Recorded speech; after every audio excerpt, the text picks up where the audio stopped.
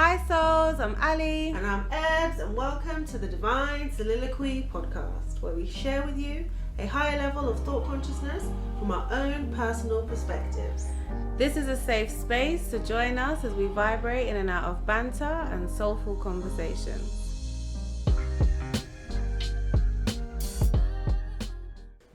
Hi guys. Hi guys, we are back again. I always say we're back again, like obviously. Exactly, because we're podcast. not going nowhere. I don't know why I say that. So, we have a few soliloquies that were sent in. Your soliloquies that you guys wanted to share with us and get our opinions and thoughts.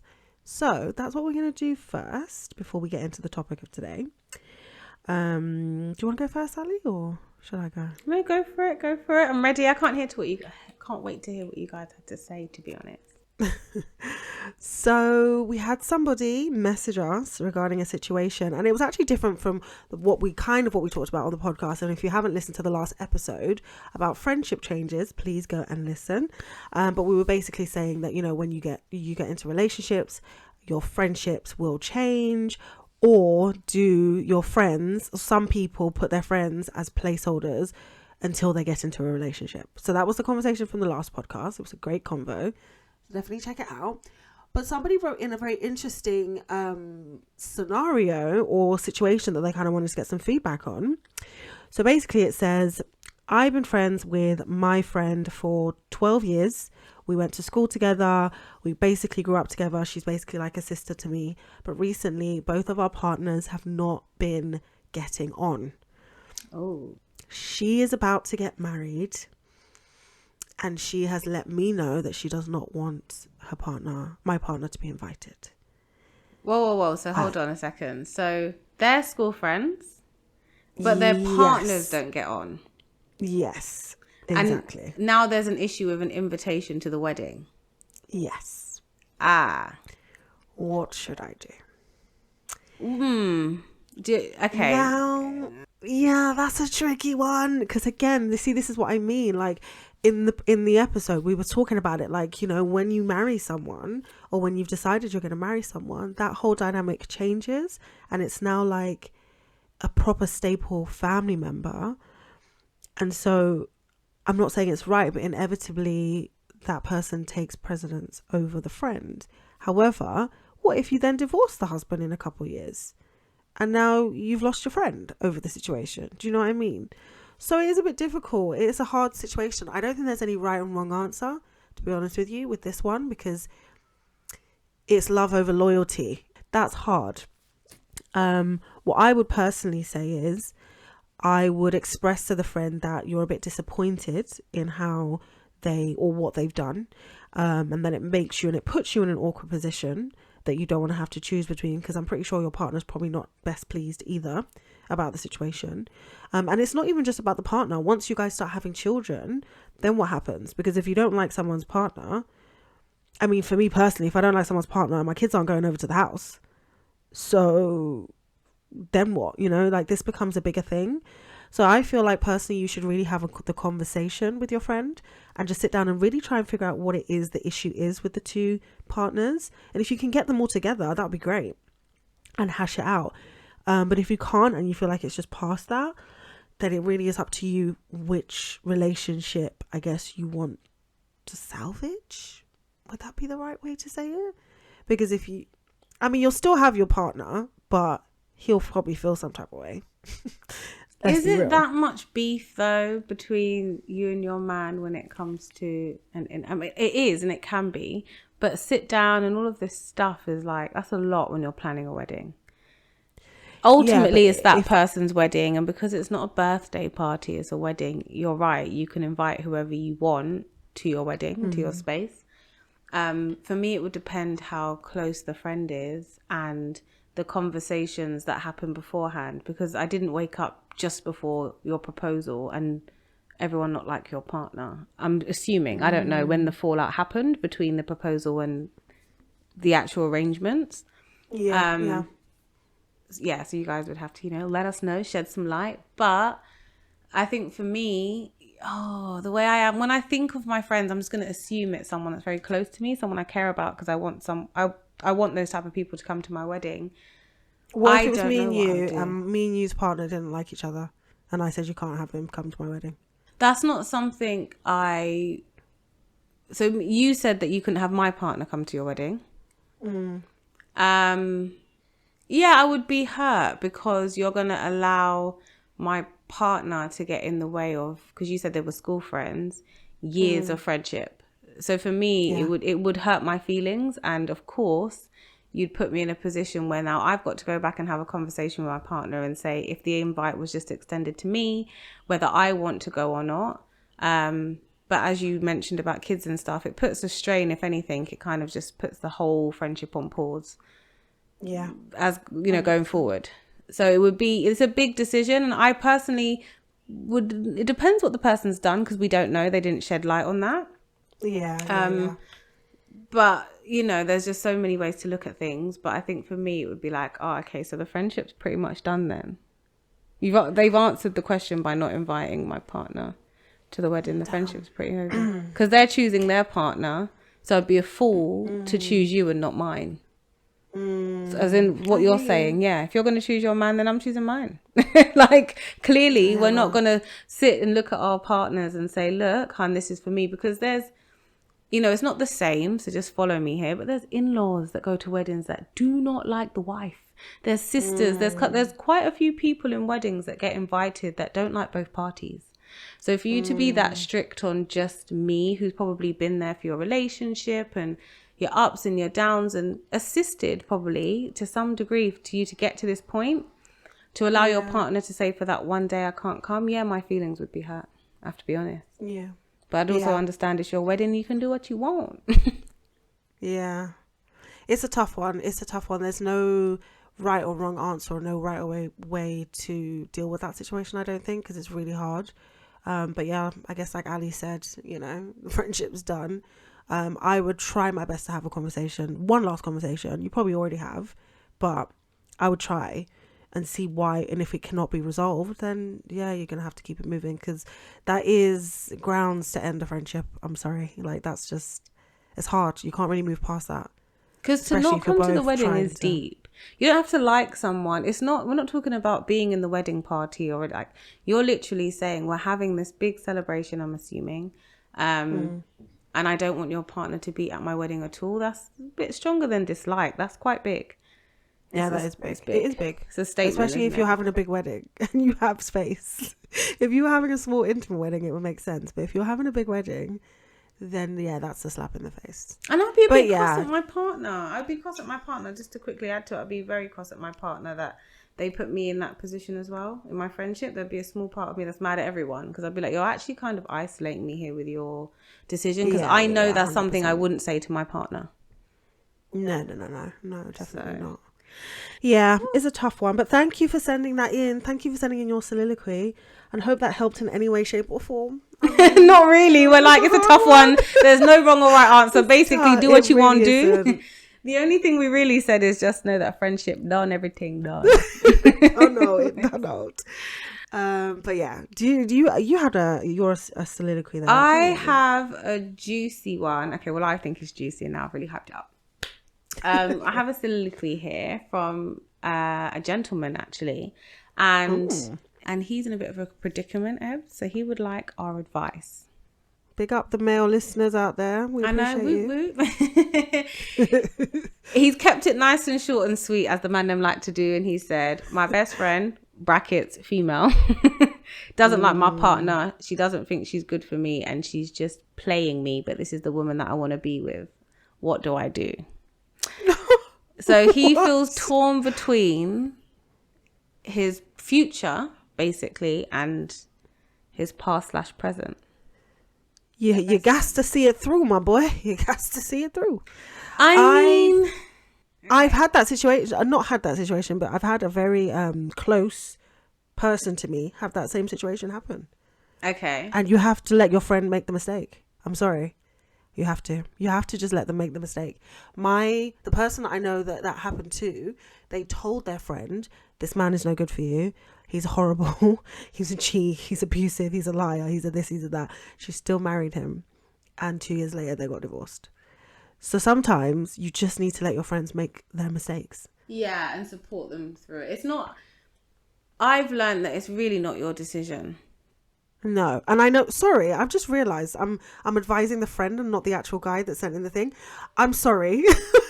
If your friend thinks you're making a mistake, it's your duty to either prove her wrong or just see it through and see if she is wrong or not.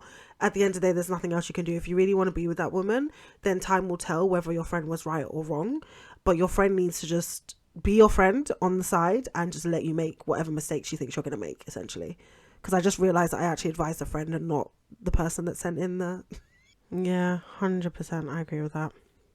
Yeah, I wouldn't agree do with that. that. I mean, That's good a luck tough to one. you, sir. I would say that if you want to marry this woman and she is going to be your wife and your life and potentially the future mother of your children, you might have to let that friend go. Yeah, unfortunately. Again, like we said in the soliloquy we read earlier, you pick your partner. Because you said that this is someone that you see your life with, you pick your partner. Because if your friend is single, as your friend progresses through life in her relationship and has her family, she's not gonna fight gung-ho for you. And if she is, then maybe y'all need to be together. Yeah, I was actually going to say, like, I know I don't like saying stuff like that, but, you know, sometimes when somebody has a very strong feeling about a partner and they're of the opposite sex, sometimes there is an ulterior motive. Not always, but sometimes. Especially if they're consistently having problems with your partner or your partners, you might need to look at why they have a problem. If there's no reasonable reason, I know that was a bit of a double whatever it's called, but if there's not really a good enough reason why she doesn't like her, I don't know, it's a bit weird. And to like be expressing it like that to the point where you have to ask for advice, it must be very like heavy. Yeah, honor it. You can honor your relationships, and actually manage them both just by what you choose to share. And that 100%. You can take that, sweet sir, into anything in any area of your life. You can honor. You might have to do it in the future with mother-in-laws or siblings. So that's a piece of advice that you can actually allow to bleed into other areas of your life. Oh boy, relationships, eh? Oh, yeah. No, they're fun. It happens. I feel him. But thank you. That was really interesting. And don't forget to keep sending your soliloquies in. So this topic, this episode, we're talking about toxic traits. And so definitely send your soliloquies in if you feel like you've had any toxic traits that you have grown out of or not. We want to hear those too.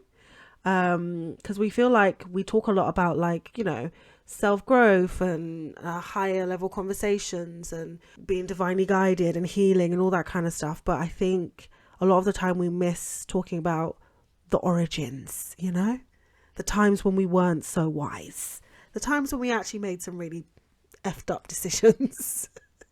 So we are going to discuss that now. So let's jump into it. I had a very toxic trait of ghosting all the time. Ghosting? You're one of them. Sign off now. I'm one of them. I'm so sorry. Like Ali will tell you, I literally had no problems just disappearing off the face of the earth if I did not like what you were doing. And you know what? The other day I was sitting there thinking about it, because as I was like, you know, typing out my little notes for this episode, I was like, did I also love bomb as well? Because I feel like the problem with me is I love quickly and hard, and then all of a sudden I come to my senses really quickly, and I'm like quite indecisive like that, especially when I was younger. And so what would happen was I would like meet someone, it would be like, oh my gosh, this is amazing. And like, I'd have all of these emotions and I'd like be doing all these things to the person straight away. And you're just enamored by them. And then all of a sudden, about maybe like a month in, I'd finally wake up and look at the person and I'd be like, yeah, no, I don't want this anymore. And then just kind of just not articulate that. That's so mean, isn't it? Oh it is trash. It is really bad. And I think part of it was because I was embarrassed because I had essentially love bombed and then realized, like, what the hell are you doing, Ebz? That this is not what you want.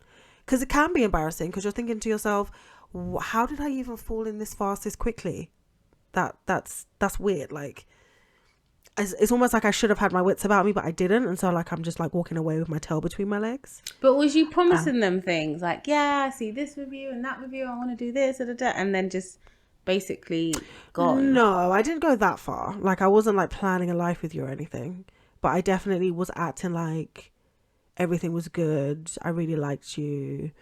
Yeah, I want to see you. You know, just doing like all that lovey-dovey shit where you're just like so excited about the person. It was, for me, I think what it was, the toxic part was that the person would have they never saw it coming. They never see it coming. Now, even though there's definitely been loads of times where I've said things and people, as we've talked about on previous podcasts, they hear something from me, but because they don't feel the emotion, they just disregard it. I can say that there were times where that wasn't the case. There were definitely times where I hadn't said anything and I just disappeared. I was just like, I don't even want to have the conversation. I was younger and I was way more immature and I didn't necessarily have a lot of experiences of relationships at that time. I'm talking really early years. I'm talking like late teens, early 20s. The only time I continued doing it in my mid to late 20s was if it was somebody I'd really just met and I didn't feel like I needed to give you an excuse to leave. But I won't lie and say I didn't still keep doing it up until my late 20s. But it just looked different. How different? So what's the difference with someone you just met versus love bombing you knew with someone you knew for a while? No. It was like towards my end of my 20s. It wasn't with anyone that I'd been dating for a while. It was literally people that I've just met and I'd just be like, yeah, no, not interested, and just block them. So do you condone ghosting, or in hindsight you would say actually you can have a chat and then go? I don't condone ghosting. However, I think there needs to be a conversation around what dating actually is supposed to be, because a lot of people assume that as soon as you start talking to someone, that's it. Like after a week in, you two are supposed to be exclusively talking to only each other. And I think a lot of people break their own heart thinking that way. Because if, say you enter into a situation, you meet someone on a night out, you have no idea who that person was talking to before you met them on that night out, right? So you don't know that situation. You're just going along with the flow, happy as Larry, going on these dates with this person, not realizing that they could have just come out of a relationship that they haven't let you know about, or they have a baby mother on the side who like they go in and out with, or I don't know, like they were dating someone and they were trying to figure out between you and that other person. I actually think there's nothing wrong with that. I don't think it's fair to automatically go into a situation and think you're the only one and you're the number one.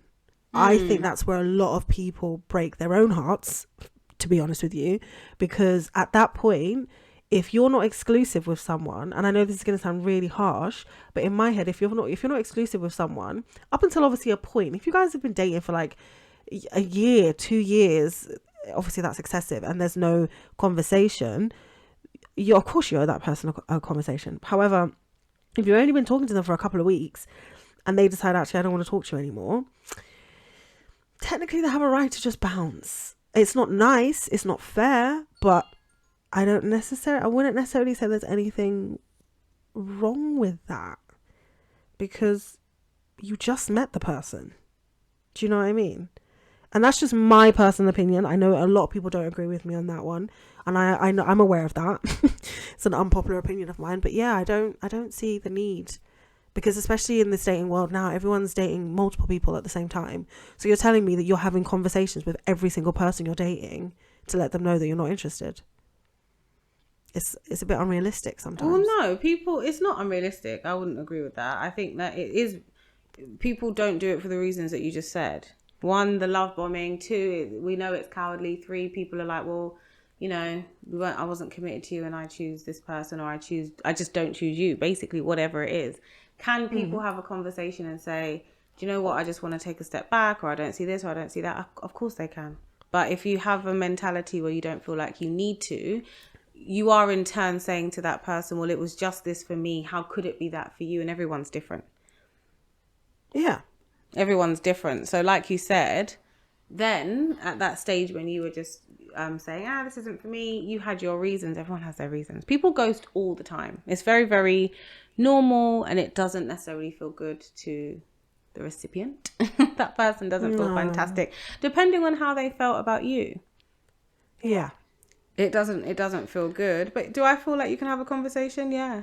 You can actually have a conversation with someone and just be like, nah. It doesn't have to be serious. It doesn't have to be a sit down. It doesn't have to be anything that's really long-winded, but you can let that person know, like, do you know what? It's not that. It's not that for me anymore. You know why I would say a lot of men, where I've heard men specifically say that they don't want to have them type of conversations? Because they know that the woman is either going to try and convince them otherwise, or they're going to have to explain exactly why they don't want to continue further with them. And that is a really hard thing to do, because if you've found out something about the person, you're basically going to end up lying either way.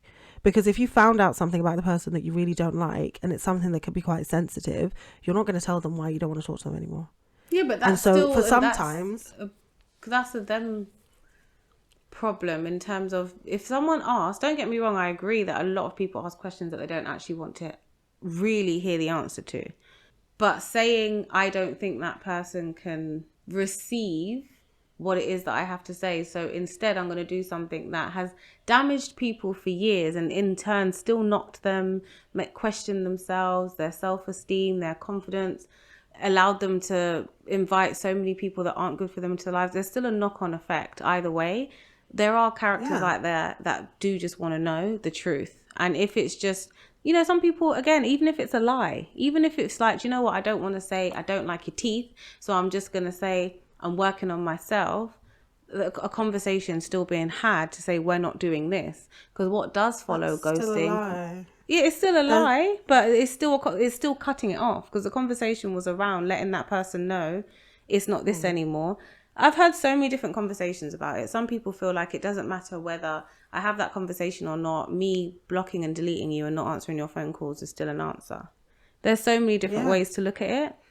Yeah. But it doesn't never make anyone feel good. If you're just not answering me, then I get it. It's fine. You don't have to say anything. Yeah, but some people don't see it like that. Do you know what I mean? Some people don't. Yeah, no, I'm aware a lot of people don't. But I've also seen where people who say, I want you to tell me, you know, when you want to leave, and then they're told why, and then it's an even worse repercussion, because the reason why hurts them even more. Because like you mentioned about them questioning themselves and, you know, possibly going down a rabbit hole of low self-esteem and inviting other crazy people into their lives, that can still happen, because it's still, either way you chop it up, you're still being rejected, whether you know why or not. You also, and I'm not condoning this, by the way, guys, I'm really not condoning this, I'm just saying how a lot of other people see it. If I tell you why I don't want to be with you, it's going to hurt you way more than you just thinking I'm an asshole. But that's and just sometimes for that person to say. sometimes some people would rather be the villain in the story than hurt the other person. You're still hurt. So now you're both, is what I'm trying to say. You're the villain and you've hurt the person. Whereas before, it depends. Obviously, ultimately, we should all be dating when we're ready. That's the point, because you should be able to take these things if you ask the question. But you're either the villain and the cause of lots and lots of pain, or you're the cause of lots and lots of pain. But in time, as people move through their lives, they can either work on that or just be like, okay, well, that's a bullshit reason, so I'm actually good with you leaving, or whatever it is, however that person's going to manage that emotion. But it's not in my opinion, it's not really for the other person to say, you won't be able to handle what I have to say, so I'm going to say nothing instead. That's just, it sounds like a proper cowardly way to be like, I actually don't want to handle your emotion or what you have to 100%. Say back to what I want to say. 100%. But you have to admit that women specifically do not know how to handle rejection very well. I don't think men do either. I don't think people that are invested in someone don't. Men are used to rejection though. Women aren't. There are so... no, I can't admit that. Because you said I have to admit. I can't admit that. I don't agree with it. That's wild. You don't think men are used to rejection more than women? It's about how it's handled. I feel like lots of men, they might shoot their shot and not get a number or whatever, but a lot of women are ghosted. A lot. So they're still rejected a lot. But okay, so that's interesting, because I would say that a woman has to let somebody in to that point in order for them to be ghosted, and not a lot of women, considering men get their shot down a lot, not many women at least let that man get to that point where he's ghosting them anyway. So number wise, it's still, the men are still getting rejected more. But what's the point in terms of that men are more rejected, so they have more? What was the original? No, because you were saying that you don't agree that men get rejected more than women, and I'm saying that no, because it was not true. Before. It wasn't the amount; it was more admitting that. I understood what you were trying to say, as in it's more hurtful or something for men, and for me, it's like, well, no, across the board, it doesn't matter at what point someone's receiving rejection; they're getting rejected. To me, it's worse when you've let someone in and then they've ghosted you than it is when you meet someone on a night out and said, actually, I don't want to give you my number. You don't even know that person. So if I go by that scenario, you don't know who I am. You just shot your shot. And in that moment, it was like, okay, so I didn't get anywhere. But to invest in someone... A lot of men don't actually let us know that they've spoken to women who've just ghosted them. But it happens a lot to them too. If the ghosting part happens to both parties, but the rejection in the first instance happens to men more because men are the ones who are approaching more, then again, men are still getting rejected way more than women. Women are... There was a period in life where men used to do a lot more of the approaching. But now I would say it's quite equally yoked. If anything, women are approaching a lot more. A lot of men sit back because they're used to women approaching. Sure. Yeah, a lot more. It doesn't, the who gets rejected more, for me, it doesn't matter. I'm just looking at the rejection. And I'm looking at the point that you're making in terms of ghosting. It does matter. I'll tell you why it does matter. Because if you're not used to hearing someone say, I don't like you, I don't want to be with you, I'm not attracted to you, I don't like your sex, blah, blah, blah, all these things that a lot of men are used to hearing, and they've built up that barrier to be like, okay, it doesn't really hurt as much anymore. It actually does matter, because then when it comes to them interacting with women and they're trying to have that blunt conversation, they can't do that because women aren't used to hearing that. So it actually does matter who gets rejected more or less, because I just think that because men are so used to it, the same argument stands for women aren't. That's why a lot of them don't want to have that conversation, because I've heard it from so many men. They're just like, no matter what you say, these women are going to be acting crazy. They're going to call you an asshole. Yeah, maybe later on down the line they might move on, but you'll still be the dickhead that didn't want to be with them. I guarantee it. No, and I'm not saying that hasn't been the argument. I've heard that too. I've seen they have like a YouTube channel called Cut, and they had, or was it Jubilee? One of the two.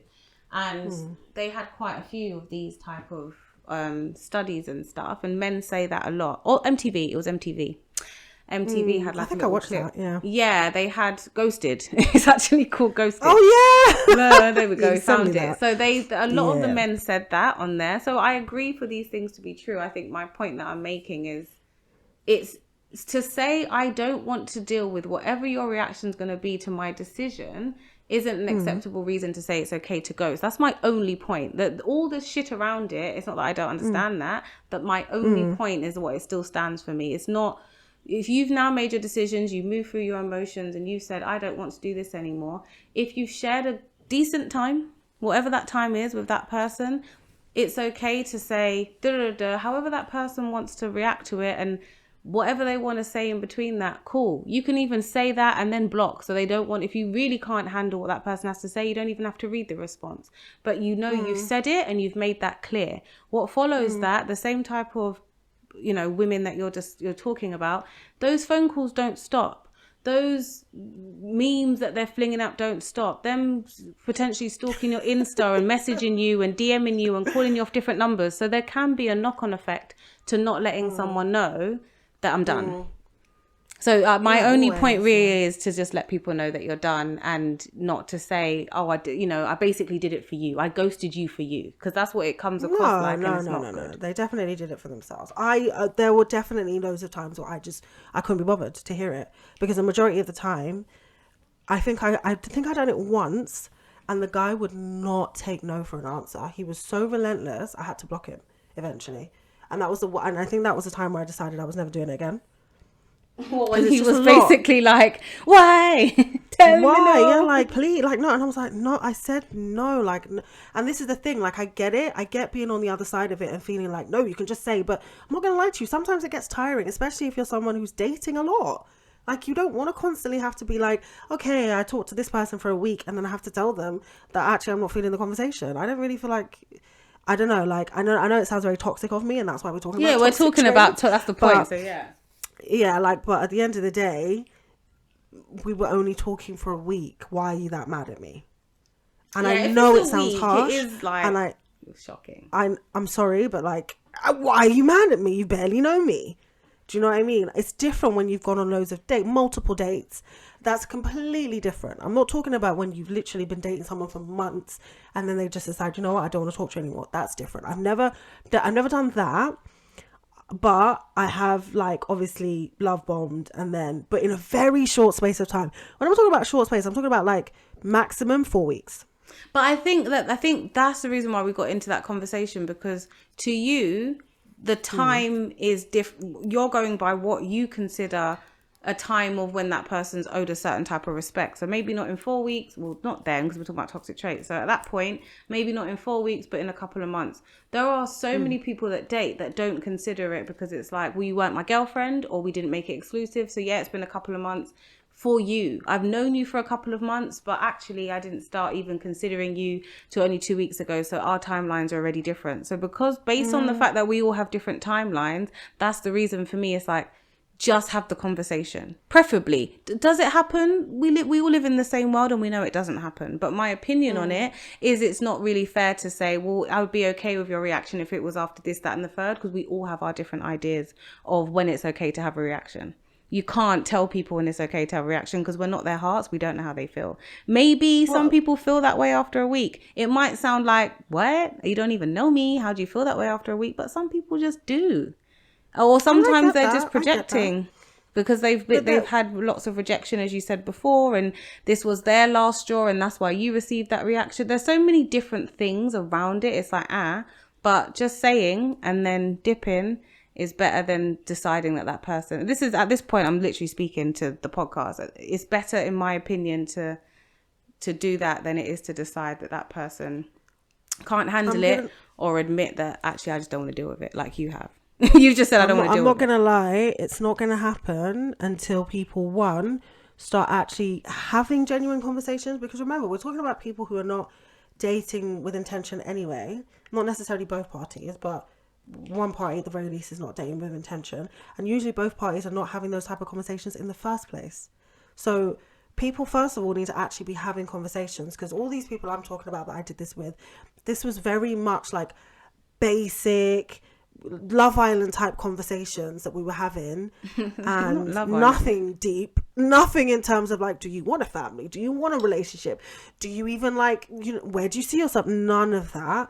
So in general, people aren't having those type of conversations anyway. So to then require them to then, when they don't want to talk to each other anymore, to then all of a sudden have that conversation is unrealistic, because people aren't doing it. So until that happens, and then also until women start accepting rejection a bit better, men are never going to want to do it. And I say that like, I'm not like a whole woman saying that I've ghosted. However, majority of the time it is men. But I can understand where they're coming from, because I'm someone who attracts a lot of highly emotional men. I don't know why, but I do. But then if you're a woman that attracts highly emotional men, then until people that can't manage their emotions stop asking questions that they're not able to manage, if the answer isn't in their favor, deal with things That's better. What I was saying. Yeah, sorry. Okay, people, not women. People, you're right. Like, I get it. People need to date when you're ready, innit? Just date when you're ready, because dating is supposed to be just that. Like, back to what Ebz was saying, you should be able to date multiple people and not feel like you're in a relationship with every single one of them. You're courting for a reason. You're suitors. Do you understand? Who suits me best? You might not be the only one. That's okay. People date in their own ways and for different periods of time. You kind of flung in two in there, like love bombing. So I just wanted to quickly say on that, it's not always intentional, because some people are led by their emotions, and you can see that in the things that they do, and the things that they say in other areas of their life, and they don't always intentionally love bomb. And it sounds to me that you weren't intentionally love bombing. But it's something you had to manage and say, well, actually, I need to be able to do things in a certain order, so I don't give people this impression that, I'm your wife, and then change my mind on week 3. Yeah, I definitely especially like, because for me, I can get connections quite quickly with people, And then I get, what's the word? My eyes glaze over and I just don't see straight anymore. And it's just like, oh shit. Actually, I don't know what I was thinking. Maybe I was drunk at the time. Who knows? Not drunk. But also, I have been like, and I need to reiterate that I have been ghosted myself. And look at you now. You want to be on both sides of the fence. Your nunny's going to hurt, boy. But it's true because I can. And that's why I can see both sides, because I'm not going to sit here and lie and be like, no, I've never been ghosted. So No, I won't lie and say it didn't happen very later on in my life. It definitely didn't happen when I was doing it. But when it finally did happen, I low-key got it. I was mad. I'm not going to lie. I was upset. I was like, damn. And I was questioning myself. I was thinking, okay, what did I do? You run through all the scenarios. Did I talk too much? Did I say something wrong? Did I come on too strong? Did I not come on strong enough? All those things go through your head. And then eventually, after a couple of days, I was like, oh, well, it is what it is. And I just kept it moving. Because I think a lot of the time as well, as if the person doesn't reach out and we don't reach out to check why they haven't reached out, technically, to me, that's a mutual ghosting. But a lot of people will say that actually it's not. But I feel like if neither of you reached out to each other, say like you went on a date and you both said, oh yeah, got home okay, and then the next morning, none of you said anything. The day after that, none of you said anything. The day after that, then technically you're both ghosting each other. Yeah, I can see that, to be honest, because it's like, you could both say, well, you didn't call me. You didn't call me. Right? So it's like both of you. But sorry. Actually, no, I have to take it back then, don't I? I've actually technically never been ghosted.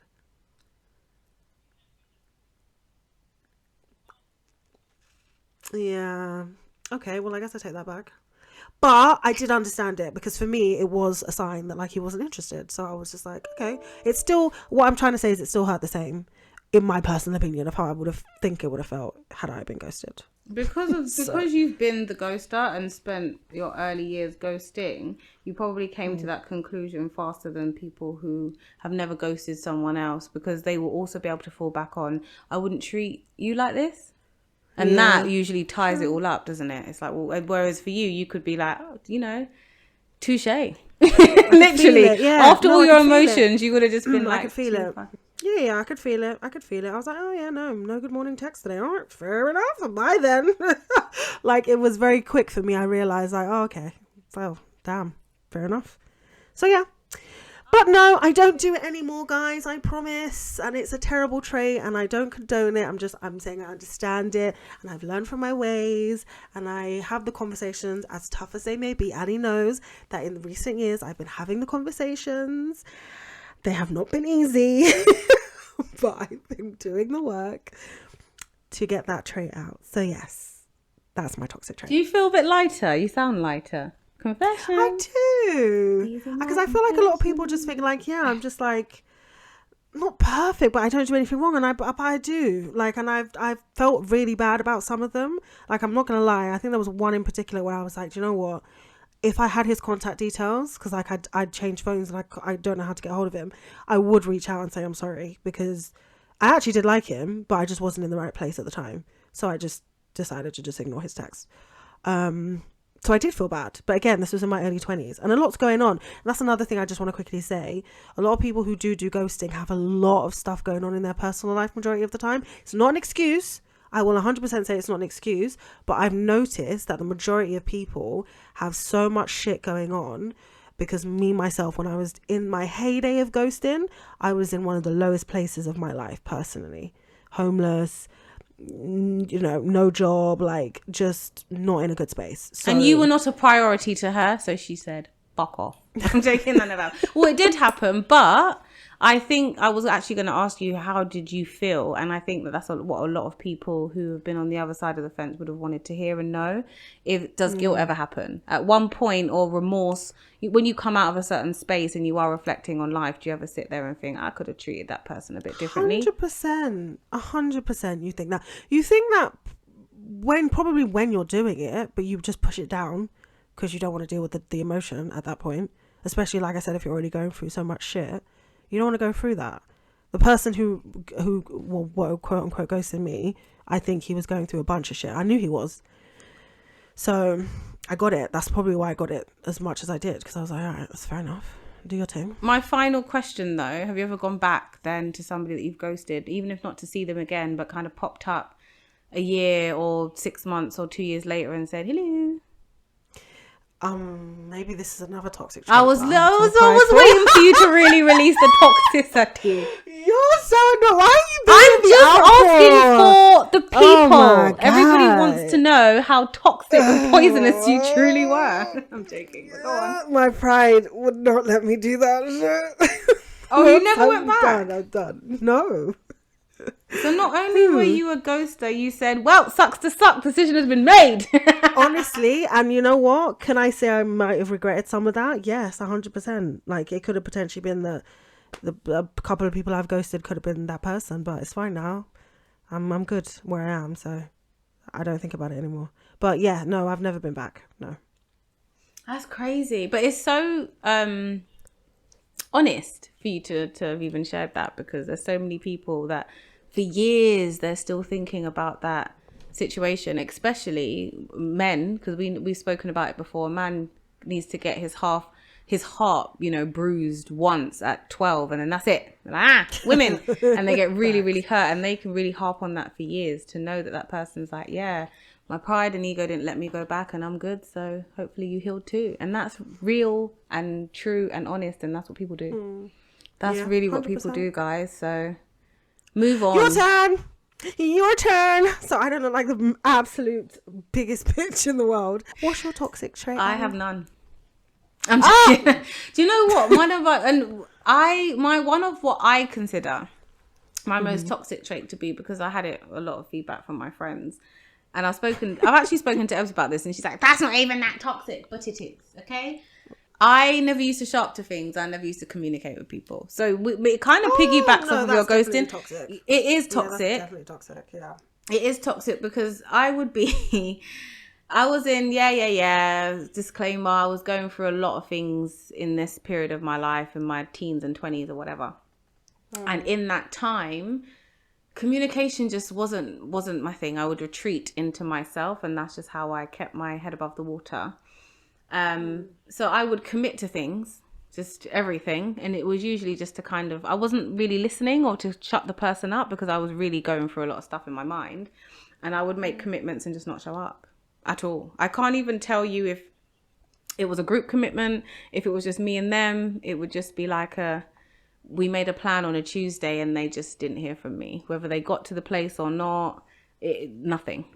And if they messaged me, I might not even respond for 2 weeks, a month, just whenever I was out of that space again, and I could kind of say, hello, sorry about that. And they would be messaging me, or maybe they phoned me, or maybe they said, I can't believe you done that. But I wasn't in the space to deal with it. And that is a toxic trait, because it hurts people's feelings. Yeah, no, 100%. I thought you was going to say something else.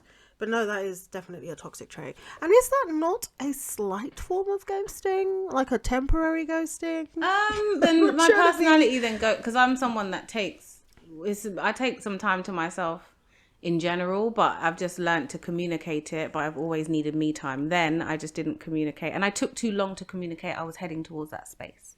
That's why and I usually said temporary. it's I wouldn't say it was ghosting.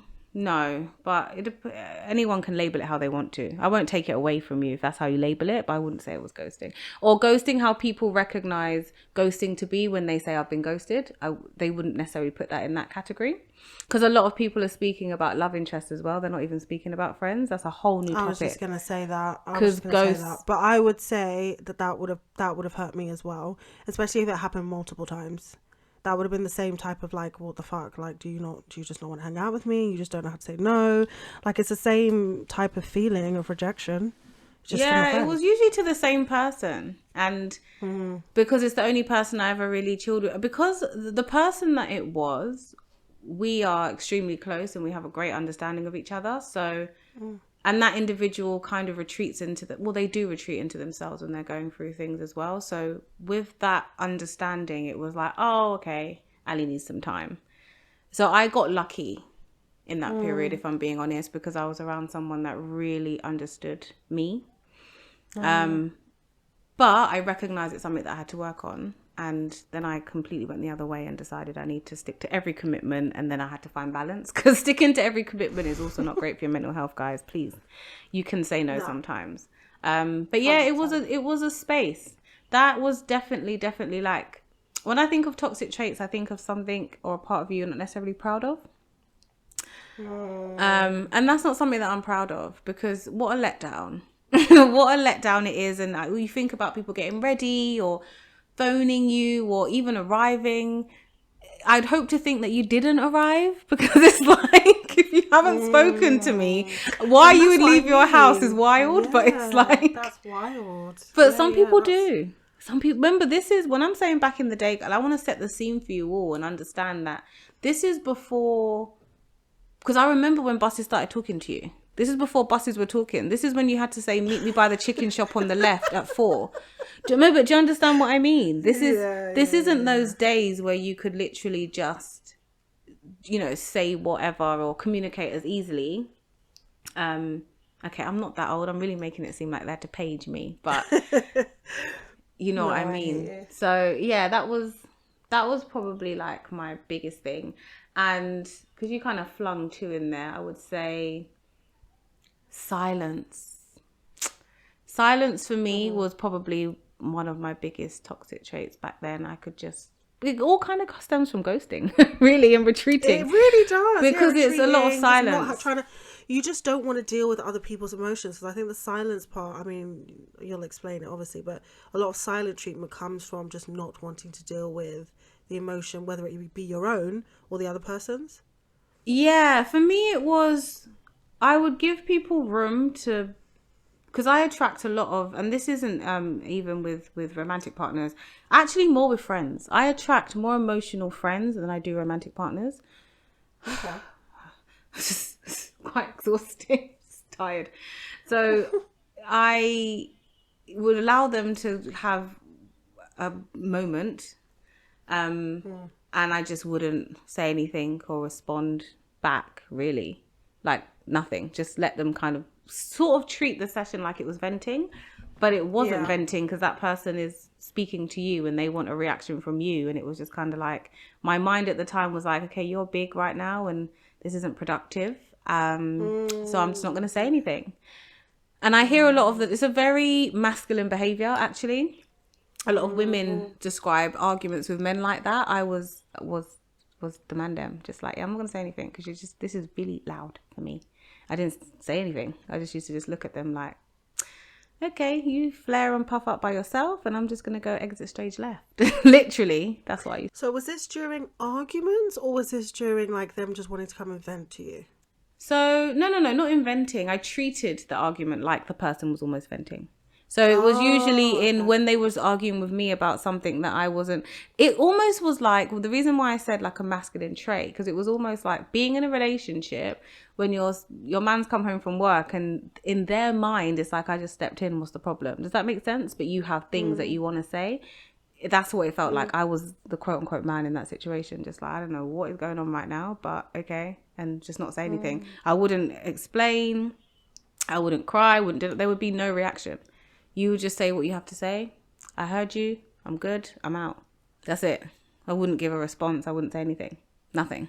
And it was usually because I'm not emotionally led. And I've said this in my other, when we've spoken before, my other kind of conversations that I've had with you guys on the podcast. I'm not emotionally led. So I don't emotionally flare up when my emotions are like that. I retreat and then I can have a conversation. So when I was younger, I didn't really know how to navigate that, because a lot of people I attracted anyway were very emotionally led. So they could kind of flare up. And what it looked like for me was you getting really big, spinning around in circles, barking, and then deflating all in one session.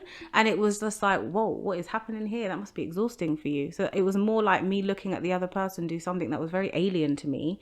And I just thought, I really did, to be very honest, I thought, this is a bit ridiculous and you must be tired. So, okay. Like I was very detached from all of that. It's just not my character.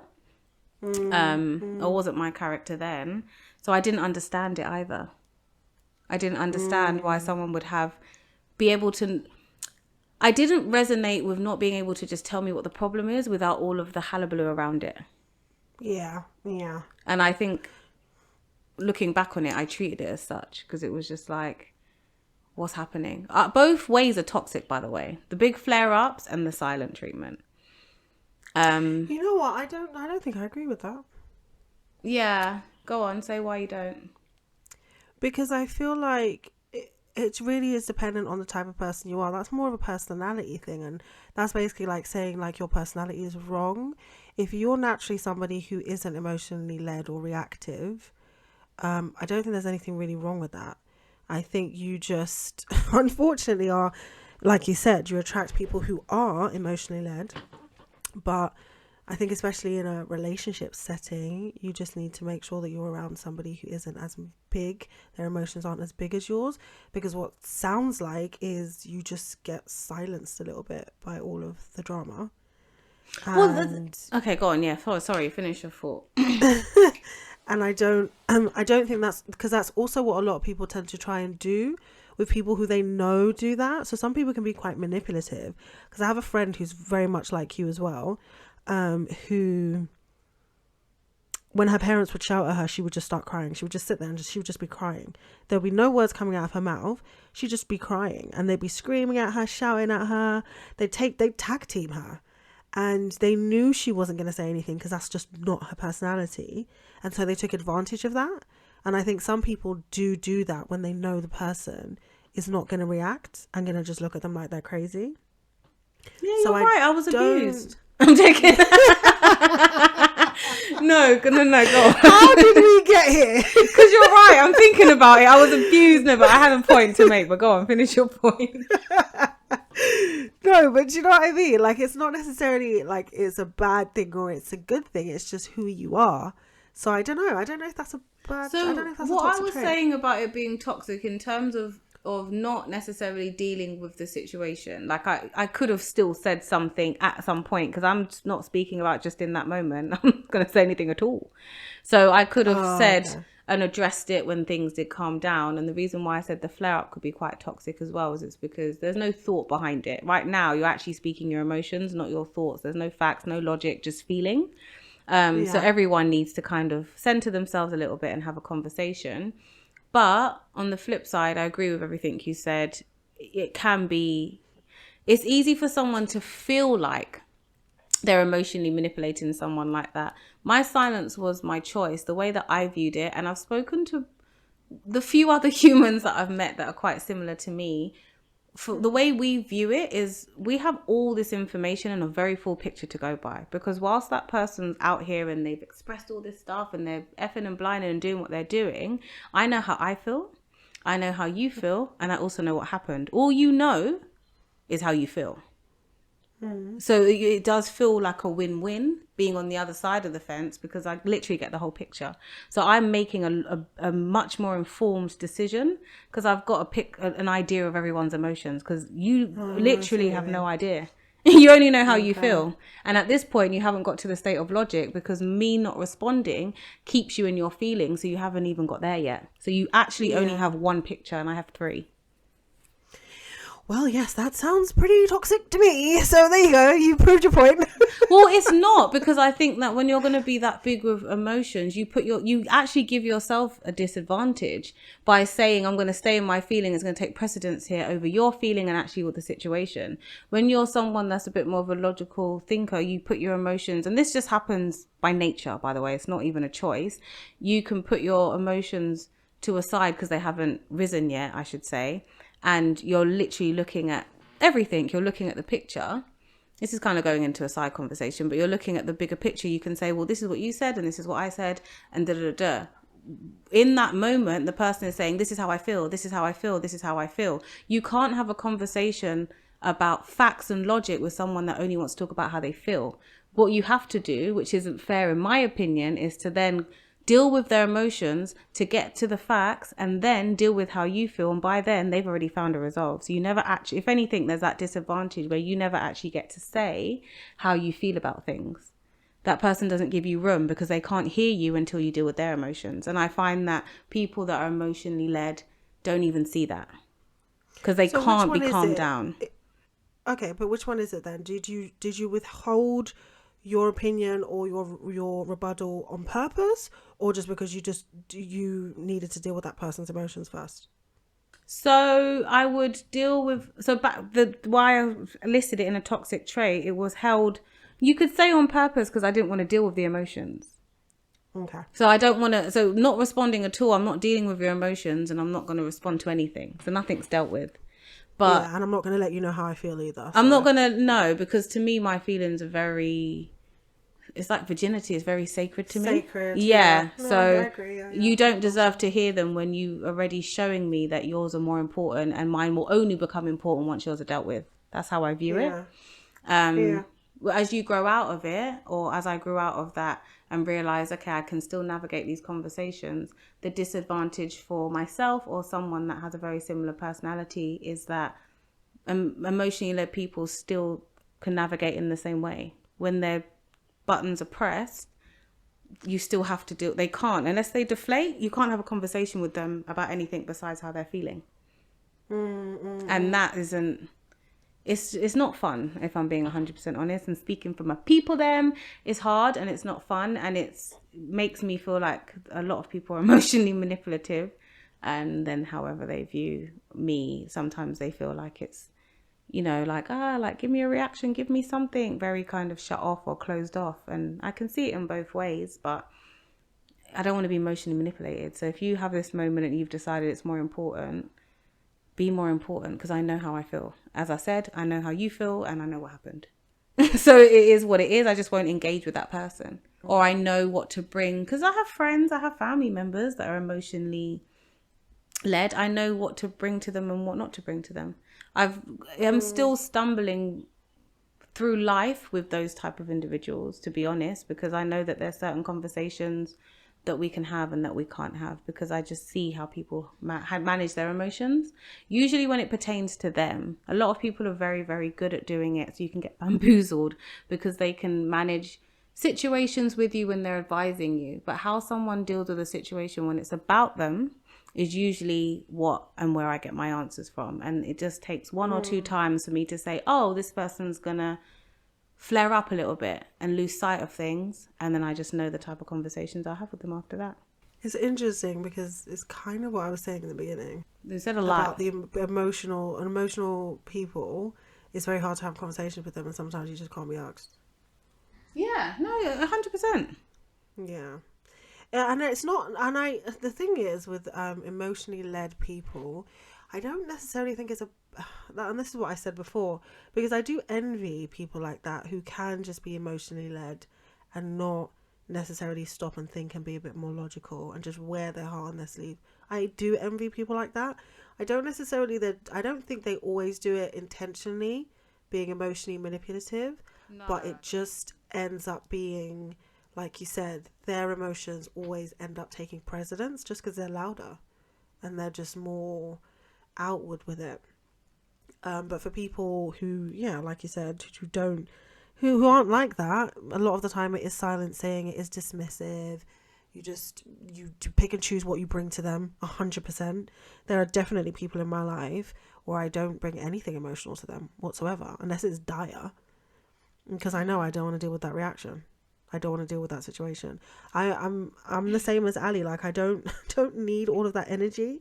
I'm an empath as well. We're both empaths, so we not only are we hearing it from you, feeling it from you, we're taking it on board as well and taking it away with us, and so it can become very heavy. Yeah, it is. And I like things. Hold on. Sorry. It is, and I like things. Ideally, in an ideal world, which we don't live in, but I do like things to be fair. I like to know that as much room as I give others to express themselves, that's going to be returned. And in my years that I've been on this earth, it's not really been returned. So I don't have that expectation for it. So I'm okay with it. It is what it is. And I understand that, as Ebz was saying, it's not personal. It's just how people are. But that's why I'll always say, yeah, when I need my me time or how I process things or self-heal, just let me do it. So I guess in conclusion, that basically means that, like, most toxic traits have reasonable origins. Would we say that? Yeah. Because it sounded like we're not toxic. Not toxic, you toxic. No, obviously we all have toxic, and we know that it stems from trauma, it stems from, you know, childhood, it stems from rejection, it stems from so many things. People aren't born toxic, so, you know, nature, nurture, sociology, and that things happen. It's more important that you recognize them, become self-aware, and make an active decision to try and grow out of them, and be graceful, because this is a bit of a mouthful, guys, with yourself when you continue to do them throughout life, because it's very easy to think that, oh, I've grown out of something. No, you might have a moment and you're like, oh, I think I was a bit emotionally manipulative just then. Yeah, and that's okay. Like, you're only human. We're not sitting here saying, or as you've heard, that we're perfect or there's anything wrong with completely not just getting rid of it. We're just saying recognize it. Just recognize it. And on that note, make sure you let us know what your toxic traits are again. Send it to us on Instagram. Yeah, because I really want to hear what your toxic traits be. I know you lot be doing some shit. So we can judge you as well. Thank you. All right, bye. Bye.